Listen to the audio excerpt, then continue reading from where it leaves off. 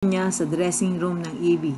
Pagpasok niya ng stage, napansin ni JDL na may tag price pa ang damit at nagkatawanan ang mga Dabber Cats. Pati si Ruby, tiningnan ang brand at price ng damit at sinabing mahal ang damit na suot ni Maine.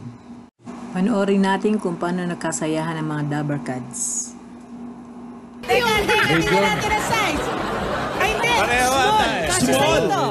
Kasi garter. Pero stretch up. May pressure stretch. Pwede na ba sa yan? Pwede na yan, pag-graduation. Okay. Ito, pag-graduation, bongga. May tika po, ha? Ate, ha?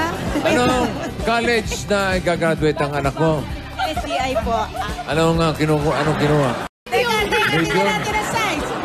Ay, hindi. Small. Kasi garter. Pero stretch up. May pressure stretch. Pwede na ba sa yan? Pwede na yan, pag-graduation. Okay. Ito, pag-graduation, bongga. May tika po, ha? Ate, ha? Anong college na igagraduate ang anak mo? SCI po. Anong kinuha?